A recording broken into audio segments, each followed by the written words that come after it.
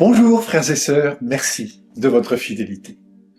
Jésus est lucide, et sur son avenir et sur celui des disciples après sa mort à laquelle il les prépare.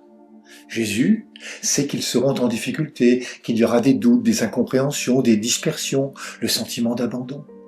C'est pourquoi, plutôt que de les culpabiliser, Jésus les prépare en les encourageant. D'abord, en affirmant que sa mort n'est pas une fin, mais le retour vers son Père.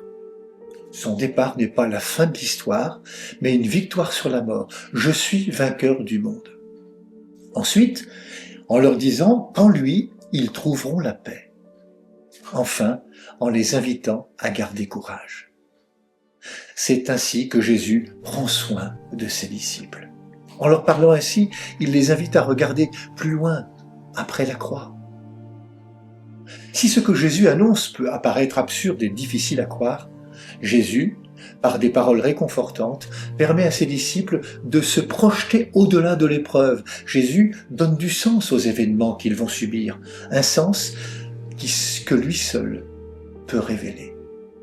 Aujourd'hui encore, il y a division, dispersion, souffrance, abandon en chacune de nos vies. Aujourd'hui, il nous faut entendre et croire cette parole de Jésus, « Moi, je suis vainqueur du monde ». La Pâque du Christ nous a ouvert à l'espérance. C'est pour nous, pour toute l'humanité, que Jésus a vécu ce passage de la croix à son Père. Cette victoire est acquise, c'est fait.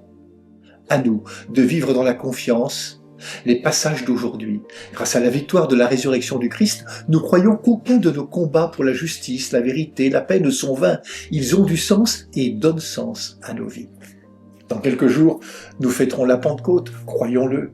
C'est l'Esprit qui donnera la paix dans nos épreuves, nos souffrances, nos tiraillements, nos tensions. Appelons-le, désirons-le. Bonne marche vers Pentecôte, prenez bien soin de vous et des autres.